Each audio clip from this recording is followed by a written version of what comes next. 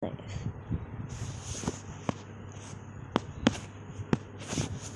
Coming to America. Give me your tithe, you poor. Give me your tithe, you poor. Your huddled masses yearning to breathe free.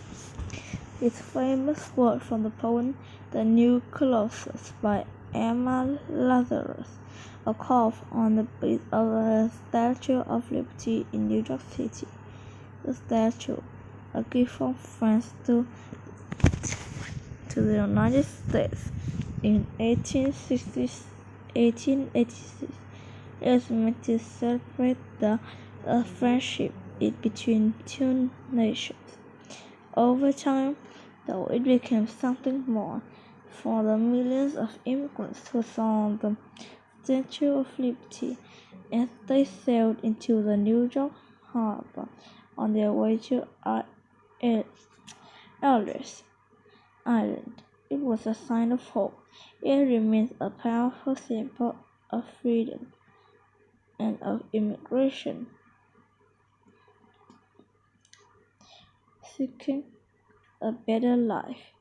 Immigration to the United States begins long before the country was founded. In the 1600s, thousands of Europeans began immigrating to what would become the United States.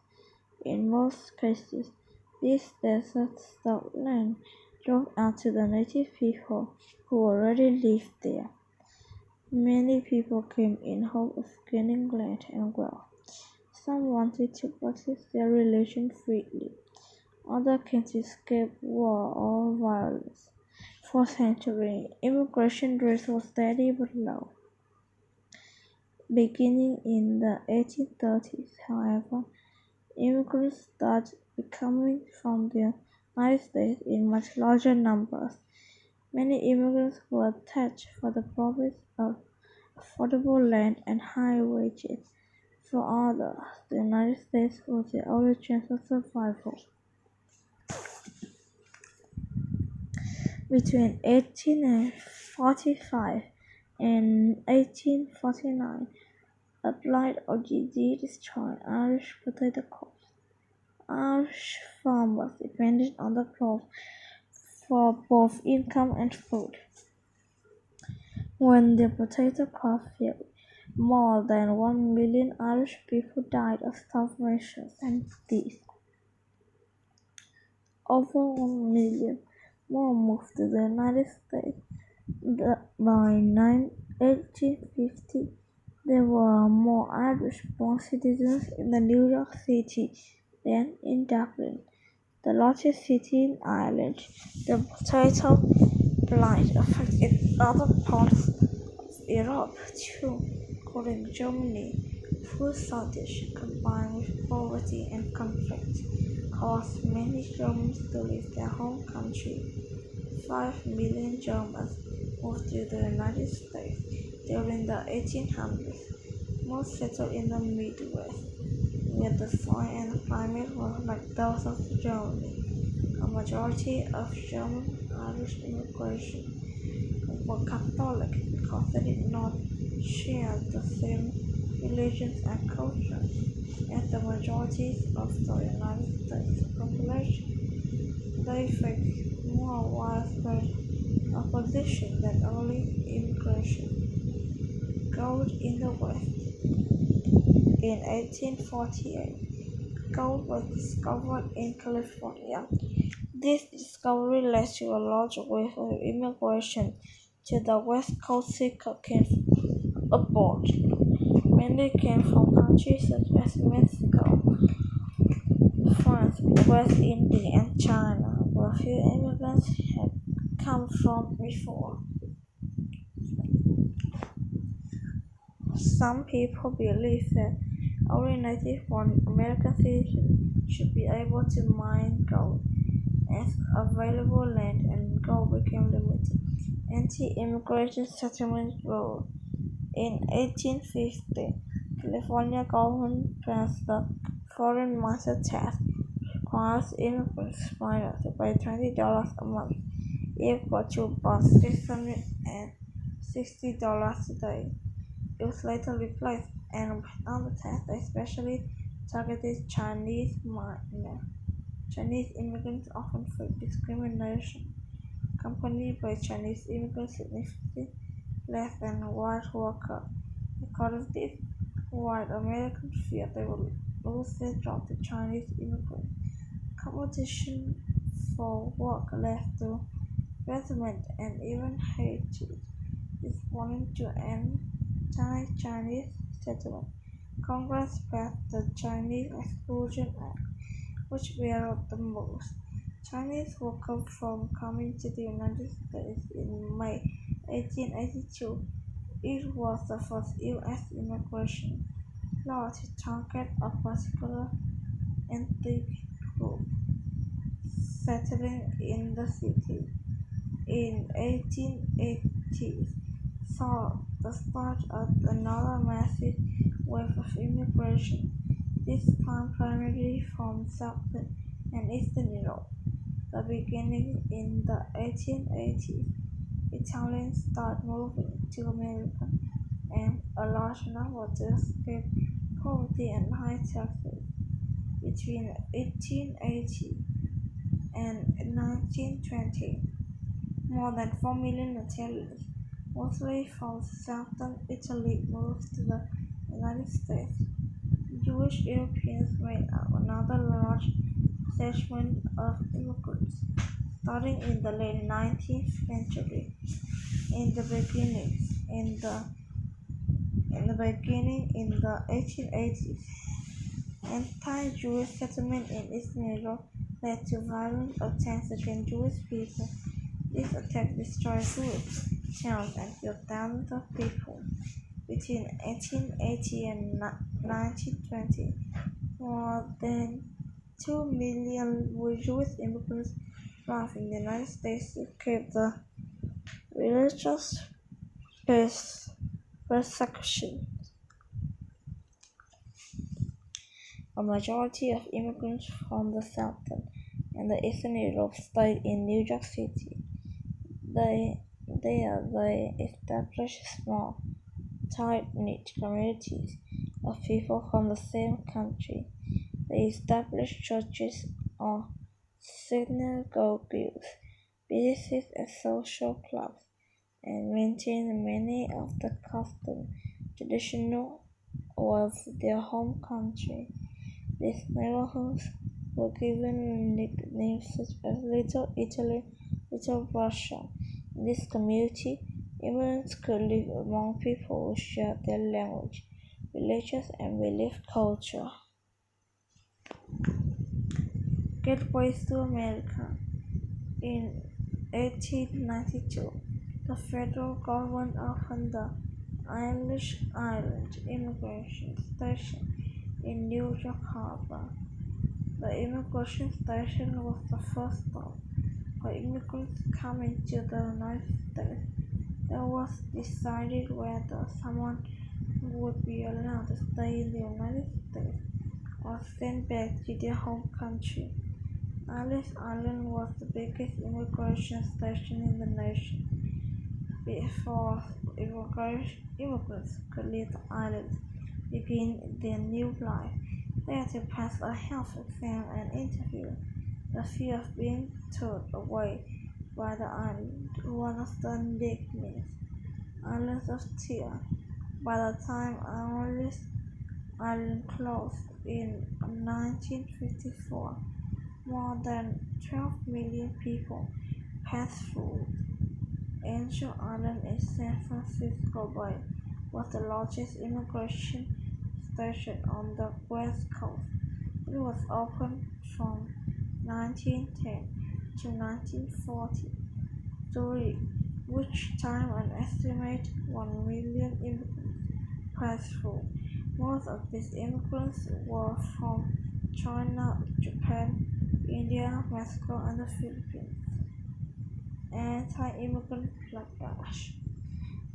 Then the sudden arrival of large numbers of immigrants. The 1800s led to a rise of nativism, the belief of the American born citizen should have more rights than the immigrants to Nashville and the U.S. government.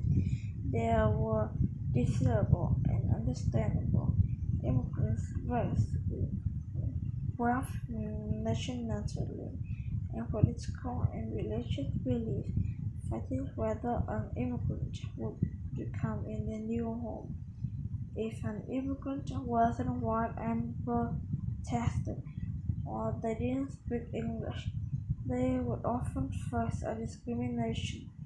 The government passed laws to decrease the numbers of immigrants to the government deemed undesirable through the Emergency Quota Act of 1921 and the Immigration Act of 1924. The government established a system of quotas that limited the number of people who could immigrate to the United States on a country basis. The system allowed Northern and Western the Europeans to enter the United States easily. It made it happen much more difficult for those from Eastern Southern Europe. However, immigrants from many Asian countries were banned completely. Immigration slowed down. During the 20th century, several events affected the rate of immigration to the United States. In the nearly fourth of the century, people by steamship when World War I broke out in 1914, while steamships were being used by the military. Transatlantic travel became very difficult. After the war ended, immigrants from countries the United States had fought against were viewed with suspicion and made unwelcome. The Great Depression of the 1930s caused high levels of unemployment and poverty in the United States, which discouraged people from moving there because some of the Americans worried that immigrants take off the labor at least 1 million Mexican Americans were repatriated or forced to return to Mexico. Immigration rates didn't rise again until 1950. People began feeling political turmoil in Cuba and Southeast Asia. A new era. In 1965, the U.S. government passed the Immigration and Nationality Act, ending the system of quotas established in the 1920s. The Act had two aims: to reunite families, to make it easier for well-educated workers with skills deemed useful to immigrants. Immigrants who had become U.S. citizens would now sponsor relatives. Citizens who sponsored relatives promised to provide them financial support if they are granted a visa. A document allows that a person stay country for a certain period of time. This led to a huge increase in the number of Latin American and nearly half of the immigrants to the United States who were relatives of the U.S. citizens. Most immigrants entering the United States today come from Asia and Latin America. Some come join their families, others come to find job opportunity to escape political instability in their home country. Conclusion: immigrants today experience many of the same obstacles earlier generations of immigration did. Aside from the many challenges moving to a new country, such as finding work, adapting new culture, and sometimes learning a new language, Immigrants may face many prejudices, discrimination. Yet, the United States has become a diverse and a vibrant country because of the people who have chosen to make it their home, regardless of where they were born, what differences there may be. Nearly everyone who moves to the United States does so far with the same hope to make a better life for themselves and their family.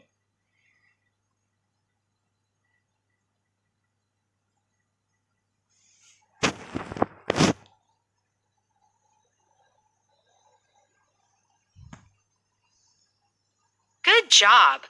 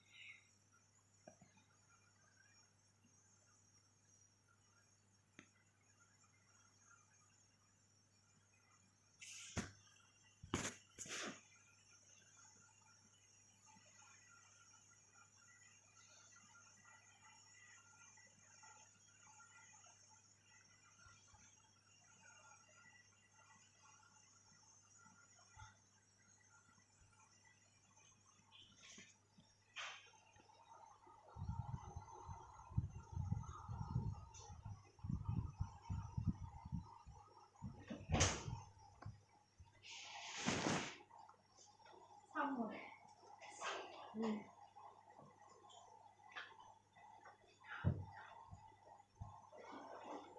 Chị sợ em vậy đâu, chị bấm cái này để cho em bấm. 10 rưỡi rồi.